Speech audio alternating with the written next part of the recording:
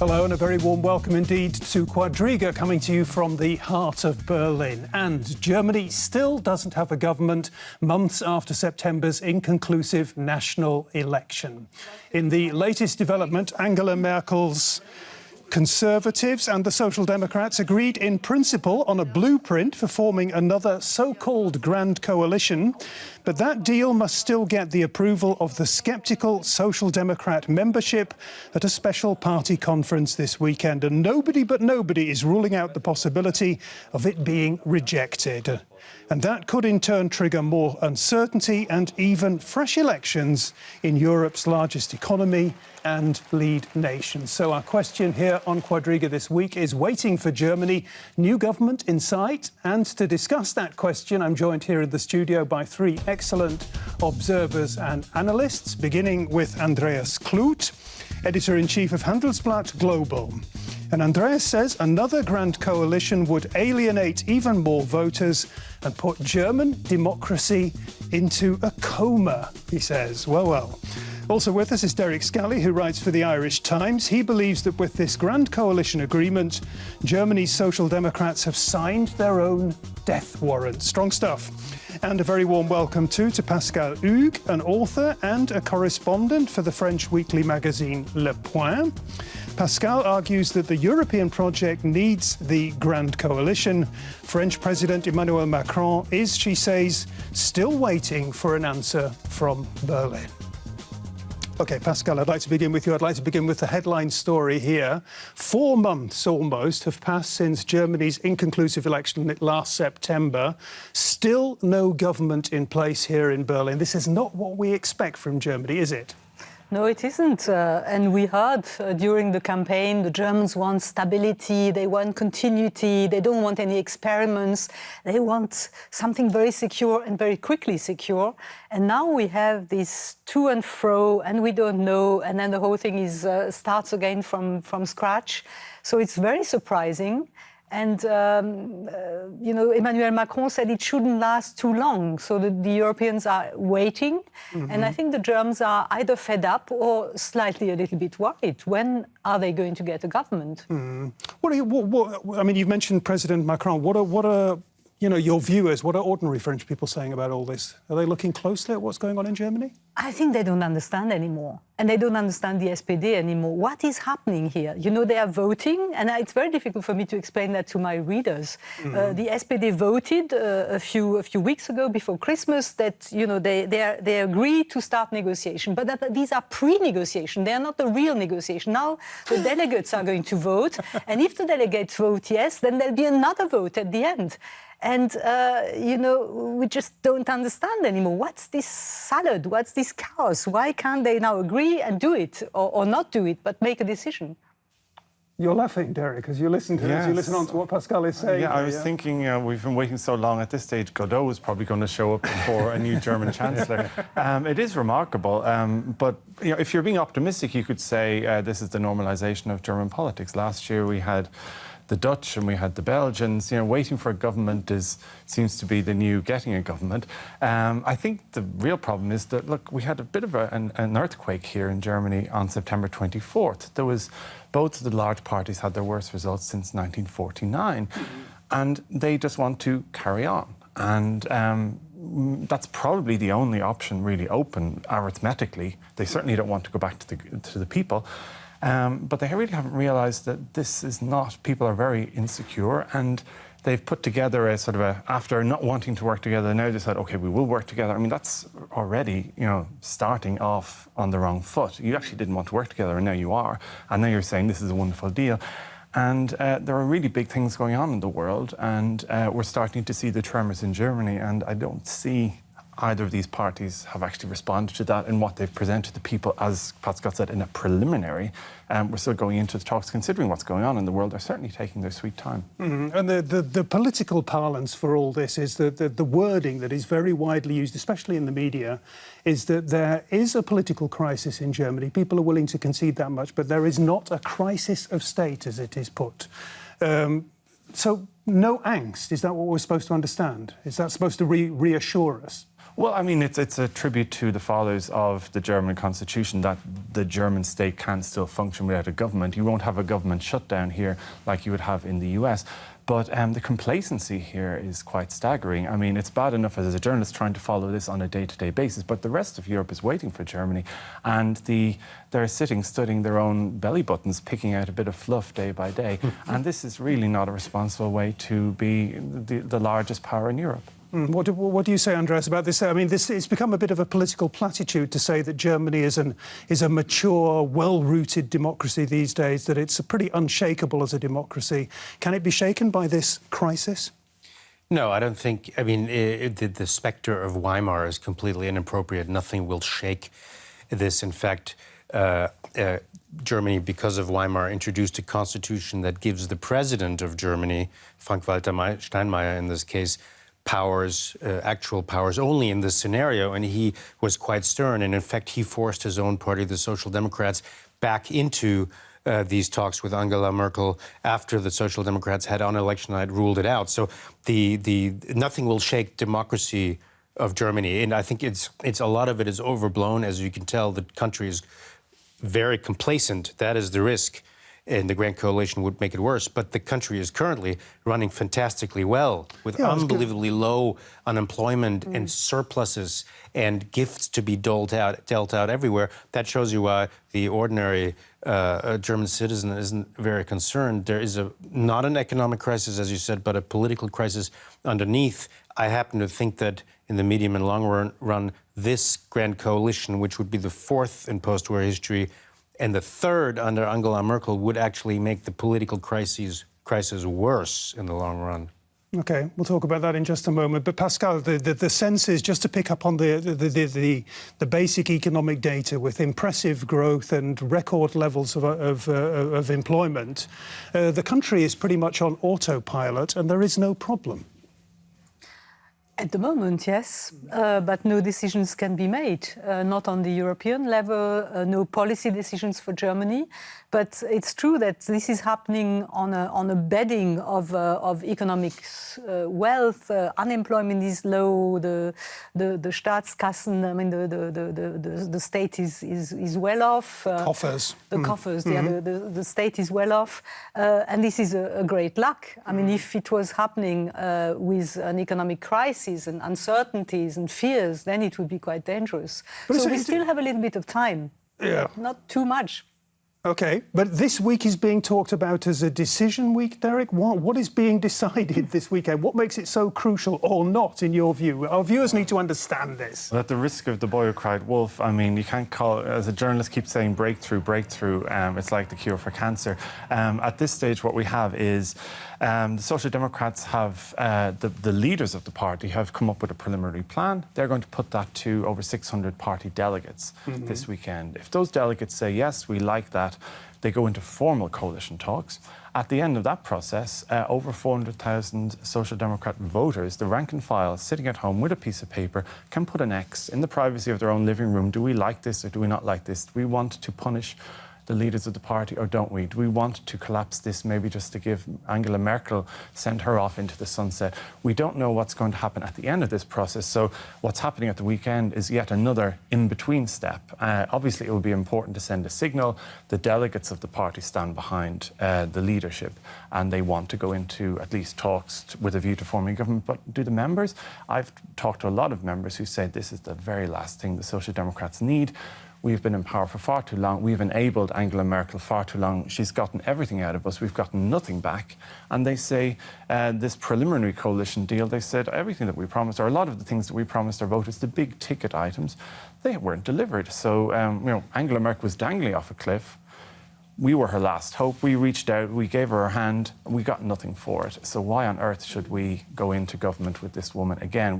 We've already been sold down the river before the government has started. That's what a lot of rank and file people are saying. So this negotiations at the weekend, it'll all be very nice and there'll be lots of emotional speeches, but whether or not the actual members want, and they will have the final word, whether they want it, that remains to be seen. OK, we'll talk about this lady, as you call her, very, very shortly. For the time being, all eyes are on the SPD, as Derek has just been explaining. The Social Democrats, Germany's oldest political party. But the SPD is currently in disarray, and its leader, Martin Schulz, is struggling to persuade the party faithful to follow him into a rerun of the Grand Coalition. Let's have a look. Martin Schulz has been traveling around the country trying to convince people that the SPD must carry out its political responsibilities.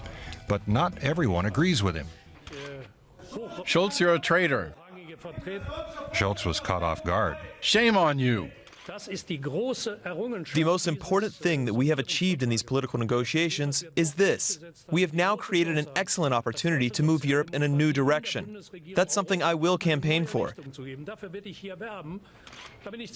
And I am certain that we will be able to turn this headwind into a tailwind. But younger SPD party members are turning away from Schulz, mostly because they're opposed to a new Grand Coalition. We are convinced that this coalition would threaten the existence of the SPD as a political party. The Social Democrats are divided as never before. Does this signal the end of the SPD? Big question there, Andreas Kluth. Does it signal the end for the SPD? I mean, after all, this is the party of Willy Brandt and Helmut Schmidt, and they are apparently fighting for their lives. What's going on? What's going on is that Social Democrats, or the center-left post-Marxist companies across Europe, have been in a slow, steady decline because none of them, including the German Social Democrats, have found compelling answers to the big question of our time, of the modern age, of the Internet of Things and artificial intelligence, where it's no longer the proletariat against the honchos or the bosses. They haven't had, if you notice, the main domestic policy the Social Democrats went into these negotiations with was a decade-old idea about reform of the lefty reform of the health insurance system, and it was written off.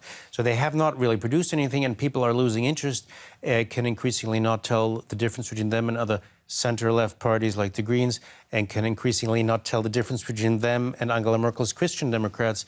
So for them it is bad. I read in the latest poll today, they've dropped another 2 percentage points to 18% from their historically low result on September 24th of 20%, so they're in very bad shape. But to be honest, that's their problem, and I almost think they deserve it. Pascale, do you see similarities between the problems facing Germany Social Democrats and the demise of the Socialists in France? Oh, if you think that the Social Democrats are lefties and sort of clinging to Marxist theories, then you don't know the French ones. I mean, the French socialists and the French left, represented the far left by Jean-Luc Mélenchon, are very, very antiquated. And I always saw this. So we in French see the Social Democrats as much more middle center, and that's the problem. Is that if they don't go into the opposition, they will carry on losing their soul and losing their ideas. They have been swallowed by the Christian Democrats, and it's interesting because they've come now to an agreement, a draft of a coalition contract, and there's no major left-wing idea in there. I mean, Europe is good, but I don't think that Martin Schulz is trying to do what he thinks that Macron has done in France. Macron went into an election with a very European program. But the people of France didn't vote massively in the second poll for Macron because of Europe. They voted massively because they wanted to avoid Marine Le Pen and the Front National. So I don't think that they voted explicitly for Macron's program, and especially not for Europe. The French are very Eurosceptic. They voted to blockade something. They voted against somebody instead of for someone. And I don't think that Martin Schulz is going to, Europe is not going to mobilize the crowds in Germany. The last time they had a contract of negotiation, they had it as a measure. They wanted to introduce the minimum salary. And that, of course, was a very Social Democrat idea. But this time, there's not much. And I agree with both of you that the members of the SPD will be very disappointed and will say, well, why? The party leadership is inclined towards getting involved in another grand coalition with Angela Merkel's Conservatives. You say, Derek, that would be signing their death warrant. Because they need new ideas. I do not see... they've been in power with Merkel twice over. Every time they go into power with Merkel, what happens is they come out the other end. They have sometimes achieved some great things. In the last government, they achieved a minimum wage. That would be considered, many countries would be saying only now, but they achieved it. They weren't able to sell it. And the government, the party leaders say we need to be empowered to implement things. And if we're in the opposition, we don't get anywhere. A famous line, the opposition is rubbish, that's a line from an old SPD leader. But in government, they weren't able to achieve anything. They aren't able to sell it. And this, I don't really see one big idea, sort of a headline for you. There's lots of nice things in there, pension reform and investment in schools and digitalisation. But these are things that any sensible government should want to do, particularly considering the state of things here. But they haven't got one headline thing that they can say, we got this out of Merkel. That is going to hurt her, but it's going to help our voters, and that's why we're going into government. They don't have that one thing. So who's got an answer to the question, what is the alternative to the Grand Coalition? If I may have a stab at that, there's a very good alternative. It's a minority government, and the Germans just haven't had one because the founders of the Constitution were afraid of their experience in the Weimar Republic when there was such instability that it led to the Nazis. But actually, lots of countries, including yours, Ireland, everyone in Scandinavia, Canada has had 12, or depending how you count, 13 minority governments, New Zealand, all around us, the Dutch. And a minority government is not the disaster that Angela Merkel seems to think it is. It's not even necessarily unstable. It just means the largest party, she would form a government and she would have to get majorities from an active and vibrant chamber of democracy, the Bundestag, the parliament. She would have on the merits of each case an active and vibrant chamber that includes 92 members of the far-right populist Alternative for Germany. And that is the best way to diffuse that populist rise. That's what I was going to say. Why is the Alternative for Germany called alternative? Because of the word alternative-less that Angela Merkel coined. There is in no part through alternative. these two previous grand coalitions, when she presented everything as well, the lefties and the righties were all together, and there's nothing else for you to worry about. There's nothing even to debate and to vote on. It is much healthier if we take the big issues and debate them with shifting majorities, and she won't be toppled. By the way, even if they have a grand coalition, it could be toppled. It won't last 4 years necessarily.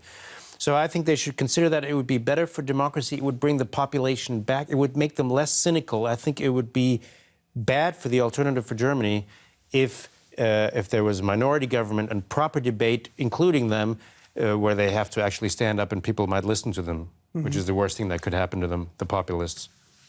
Well, the other alternative are new elections, but that's also a very dangerous or maybe a very stupid idea. Why dangerous?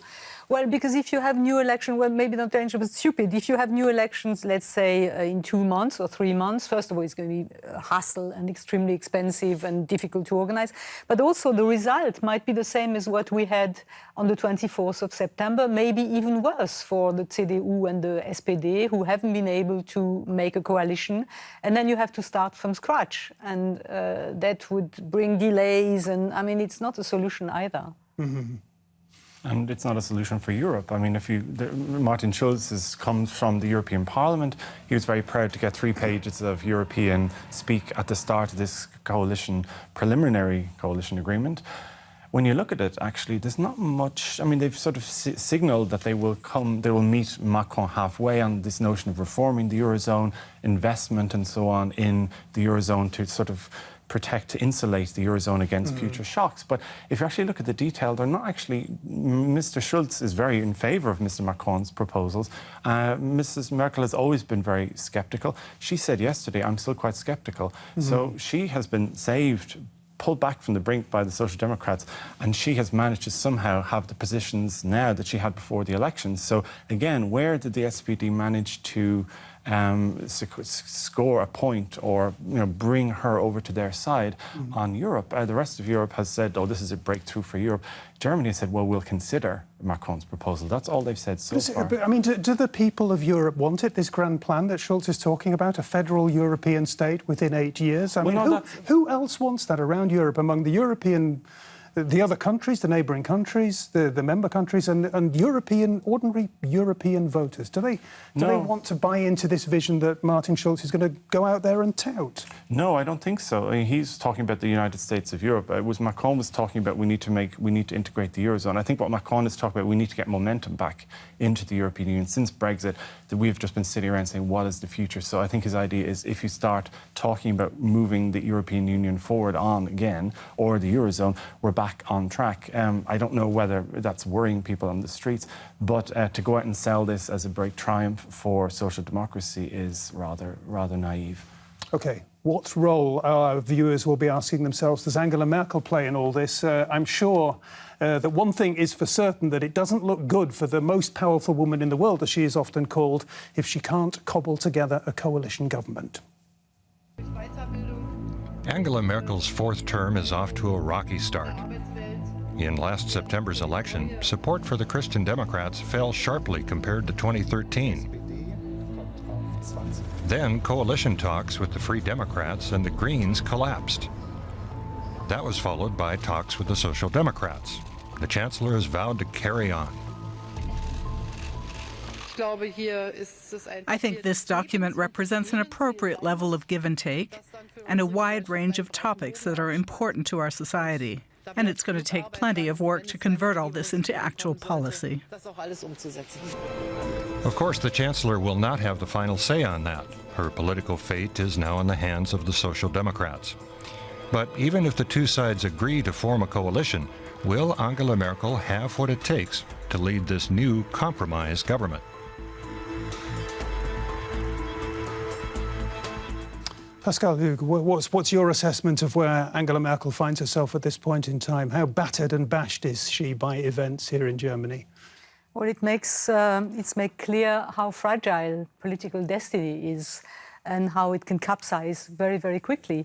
I mean, remember before the election, especially in France, Angela Merkel was seen as a stone in the middle of all these tempests, and she was solid and she was wonderful. The French had a real love for Angela Merkel because she's the contrary to what our politicians are, and all the hopes were set on Angela Merkel. Everybody was sure she would be the next strong chancellor, and 4 months later, she's very fragile, very much criticized.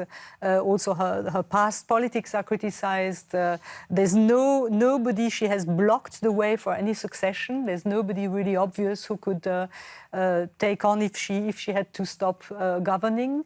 So it's very interesting, and I don't see how she can, even if there's a grand coalition or some kind of coalition being formed, how she can get out of it and become again the most forceful, the most powerful woman in the world.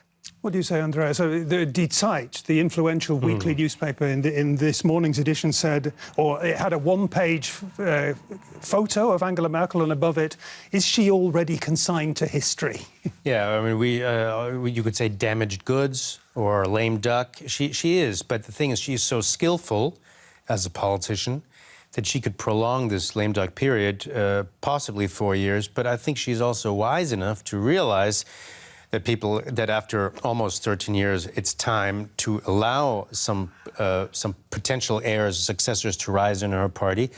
And I think no matter what happens in a coalition, in a minority government, she will make way for somebody in this legislative term of 4 years. So I think we've got maybe 2 years of her. She always said, back at the start of her career, a famous line, I don't want to be...